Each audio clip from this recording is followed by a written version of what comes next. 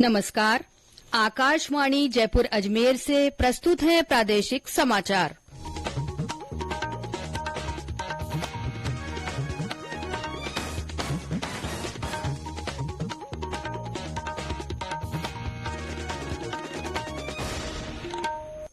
मुख्य समाचार। प्रधानमंत्री नरेंद्र मोदी ने लोगों से नियमित योगाभ्यास करने का किया आग्रह। प्रदेश में भी अंतर्राष्ट्रीय योग दिवस को लेकर की जा रही हैं तैयारियां। विधि और न्याय मंत्री अर्जुन राम मेघवाल ने कहा, 1 जुलाई से लागू होने वाले 3 नए आपराधिक कानूनों का उद्देश्य आम जन को त्वरित न्याय प्रदान करना। मुख्यमंत्री भजनलाल शर्मा ने प्रदेश में 4 सोलर प्रोजेक्ट के लिए भूमि आवंटन के प्रस्तावों को दी मंजूरी। और प्रदेश में गंगा दशमी के अवसर पर हो रहे हैं विभिन्न धार्मिक आयोजन।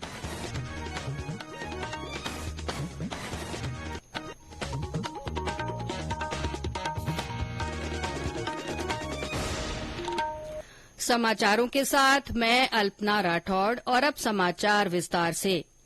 प्रधानमंत्री नरेंद्र मोदी ने लोगों से योग के लाभ प्राप्त करने के लिए नियमित योगाभ्यास करने का आग्रह किया है। प्रधानमंत्री ने आज सोशल मीडिया पर योग करते हुए अपना एक वीडियो साझा किया।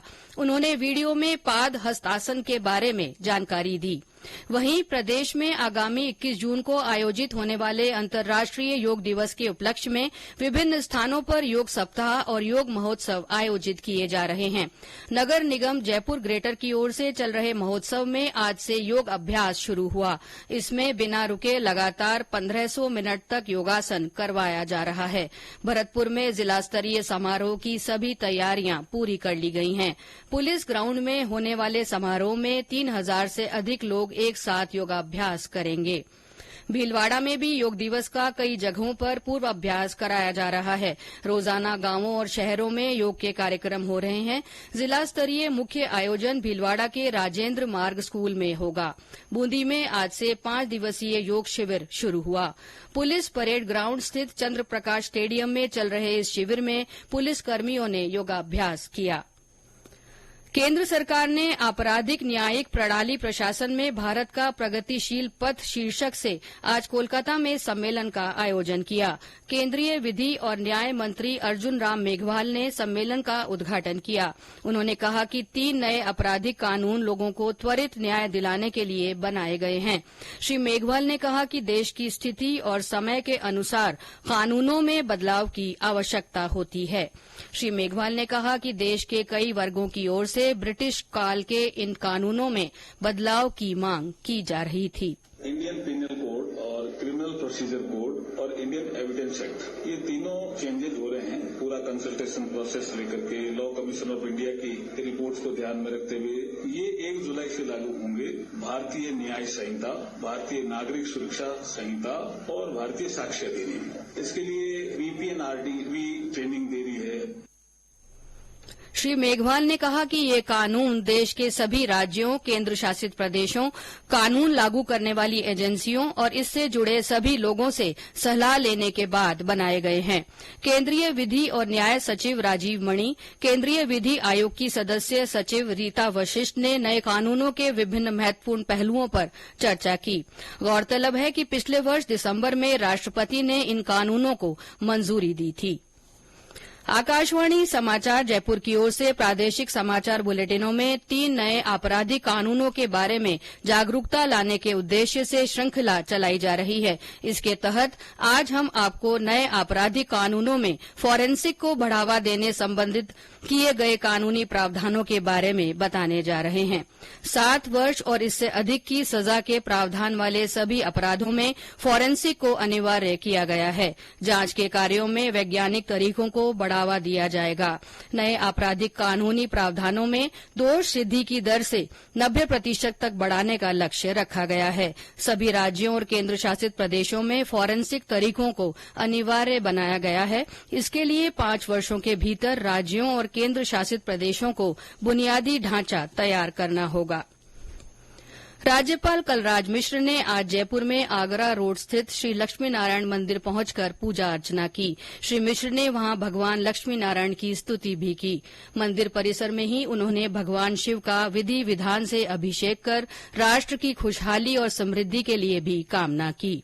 ये समाचार आकाशवाणी जयपुर अजमेर से प्रसारित किए जा रहे हैं। मुख्यमंत्री भजनलाल शर्मा आज ब्यावर के आशापुरा माता मंदिर में आयोजित सामूहिक विवाह सम्मेलन में शामिल हुए। श्री शर्मा ने इस अवसर पर मंदिर में पूजा अर्चना की। बाद में मुख्यमंत्री ने एक आम सभा को संबोधित किया। उन्होंने सामूहिक विवाह समारोह को बढ़ावा देने की आवश्यकता पर जोर दिया। वहीं अपने संबोधन में मुख्यमंत्री ने राज्य सरकार की जन कल्याणकारी योजनाओं का जिक्र करते हुए कहा कि हमने जो वायदे किए हैं वो पूरे किए हैं। उन्होंने कहा कि सरकार महिलाओं के सशक्तिकरण के लिए संकल्पित है। हमें बहुत विभाग तो हमारी स्वयं सहायता समूह की 40 लाख महिलाएं जो सहकारिता विभाग में पंजीकृत हैं, 1000 फेडरेशनों से जुड़ी हुई हैं और 1000 फेडरेशन पूरे राजस्थान के अंदर जिस तरह से बन रहे हैं, महिलाओं की ये फेडरेशन उन्हें लखपति दीदी बनाने हेतु प्रयासरत है। इसके लिए घोषणा करता हूं कि राज्य वित्त आयोग के द्वारा क्षेत्रीय विकास योजना निरंतर के माध्यम से एक सेंटर खोलने की मैं यहां घोषणा करता हूं।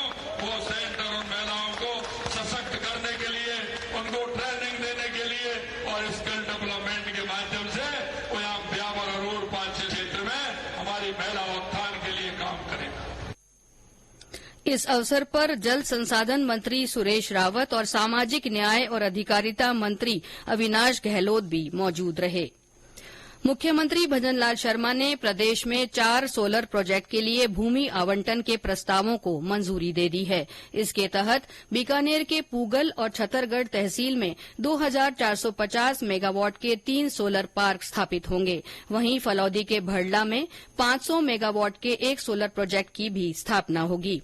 प्रस्ताव के अनुसार बीकानेर जिले में 2450 मेगावाट के 3 सोलर पार्कों की स्थापना के लिए Rajasthan solar park development company को कुल 4780 हेक्टेयर और फलौदी जिले में 500 मेगावाट के एक सोलर प्रोजेक्ट की स्थापना के लिए एनटीपीसी रिन्यूएबल एनर्जी लिमिटेड को करीब 910 हेक्टेयर भूमि आवंटन की मंजूरी दी गई है। ये सोलर पार्क 3 चरणों में विकसित किए जाएंगे। मुख्यमंत्री भजनलाल शर्मा ने कहा कि इन सोलर प्रोजेक्ट्स के माध्यम से राजस्थान को ऊर्जा के क्षेत्र में आत्मनिर्भर बनाने का हमारा संकल्प साकार होगा और ये प्रदेश के विकास में मील का पत्थर साबित होंगे।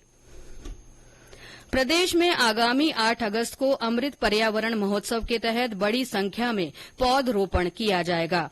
पाली दौरे पर पहुंचे पंचायती राज मंत्री मदन दिलावर ने बताया कि इन पौधों की देखभाल मनरेगा श्रमिकों के द्वारा की जाएगी। इससे 4 लाख श्रमिकों को रोजगार मिलेगा। उन्होंने कहा कि राजस्थान में बढ़ते तापमान को रोकने के लिए पौधे लगाना जरूरी है। पेड़ पौधे लगाने से पर्यावरण संतुलन बनने के साथ ही वर्षा के लिए भी अनुकूल वातावरण तैयार होता है। प्रदेश में आज गंगा दशहरा पर्व के अवसर पर विभिन्न धार्मिक अनुष्ठान हो रहे हैं। सुबह से ही गंगा माता मंदिरों में विशेष पूजा अर्चना की जा रही है। वहीं पवित्र सरोवरों में श्रद्धालु स्नान कर रहे हैं। जयपुर के गलता तीर्थ में बड़ी संख्या में श्रद्धालुओं ने स्नान कर पूजा अर्चना की। भरतपुर के प्रसिद्ध गंगा मंदिर में फूल बंगला झांकी सजाई गई है। डीग में तीर्थराज विमल कुंड में स्नान करने के लिए बड़ी संख्या में श्रद्धालु पहुंचे हैं। इसके लिए जिला प्रशासन ने कुंड में चंबल का पानी छोड़ा है। लोगों की सुविधा के लिए रोशनी, छाया और पानी की समुचित व्यवस्था भी की गई है। अजमेर जिले में स्थित पवित्र पुष्कर सरोवर में श्रद्धालुओं ने बड़ी संख्या में स्नान कर दान पुण्य किया। सवाईमाधोपुर जिले में भी गंगा दशहरा पर्व पारंपरिक श्रद्धा भाव से मनाया जा रहा है। वहीं जैसलमेर जिले में स्थित रामदेवरा में दशमी के अवसर पर बाबा रामदेव की समाधि के दर्शन करने के लिए सुबह से ही श्रद्धालुओं का आना जारी है। मुख्यमंत्री भजनलाल शर्मा ने सोशल मीडिया संदेश के माध्यम से लोगों को गंगा दशहरा की शुभकामनाएं दी हैं। प्रदेश में दाऊदी शिया बोहरा समुदाय आज ईद उल अजहा का त्योहार परंपरागत रूप से मना रहा है। झालावाड़ जिले के झालरापाटन और सुनेल खानपुर में सुबह बुरहानी मस्जिद में ईद की नमाज अदा की गई। इस अवसर पर नमाजियों ने देश में अमन चैन और खुशहाली तथा भाईचारे की दुआ मांगी। लोगों ने एक दूसरे को ईद की मुबारकबाद दी। राज्यपाल कलराज मिश्र ने प्रदेशवासियों को ईद उल अजहा पर बधाई और शुभकामना दी है। डीग जिले की ग्राम पंचायत सोनगांव की सरपंच आशा कुमारी लोधा को भारत भूटान अंतर्राष्ट्रीय अवार्ड से सम्मानित किया गया है। उन्हें यह सम्मान जयपुर में रोटरी भवन सभागार में आयोजित समारोह में भूटान के उपराष्ट्रपति ने प्रदान किया। इस अवसर पर उन्हें गोल्ड मेडल और प्रतीक चिन्ह दिया गया। डीग जिले की ग्राम पंचायत सोनगांव की सरपंच आशा कुमारी लोधा को भारत भूटान समरसता अवार्ड से सम्मानित की गई। आशा कुमारी लोधा को यह सम्मान उनके द्वारा कराए गए विकास कार्यों, बालिका शिक्षा व महिलाओं को स्वरोजगार से जोड़कर उन्हें स्वावलंबी बनाने के उल्लेखनीय कार्यों के लिए दिया गया है। आरजू शर्मा, आकाशवाणी समाचार, डीग। प्रदेश के पूर्वी हिस्सों में पिछले 24 घंटों में कहीं कहीं हल्की बारिश हुई। मौसम विभाग के अनुसार कल बीकानेर और जयपुर संभाग में कुछ स्थानों पर हीट वेव चली। राज्य में सबसे अधिक 45.8 डिग्री सेल्सियस अधिकतम तापमान पिलानी में दर्ज किया गया। धौलपुर, चूरू, श्रीगंगानगर और भरतपुर में पारा 45 डिग्री से ऊपर रहा। मौसम केन्द्र जयपुर ने आज और कल कोटा और उदयपुर संभाग में कहीं कहीं बारिश की संभावना जताई है। और अंत में मुख्य समाचार एक बार फिर। प्रधानमंत्री नरेंद्र मोदी ने लोगों से नियमित योगाभ्यास करने का आग्रह किया है। प्रदेश में भी अंतर्राष्ट्रीय योग दिवस को लेकर तैयारियां की जा रही हैं। विधि और न्याय मंत्री अर्जुन राम मेघवाल ने कहा है कि 1 जुलाई से लागू होने वाले 3 नए आपराधिक कानूनों का उद्देश्य आम जन को त्वरित न्याय प्रदान करना है। मुख्यमंत्री भजनलाल शर्मा ने प्रदेश में 4 सोलर प्रोजेक्ट के लिए भूमि आवंटन के प्रस्तावों को मंजूरी दे दी है और प्रदेश में गंगा दशमी के अवसर पर विभिन्न धार्मिक आयोजन हो रहे हैं। इसके साथ ही प्रादेशिक समाचार बुलेटिन समाप्त हुआ। नमस्कार।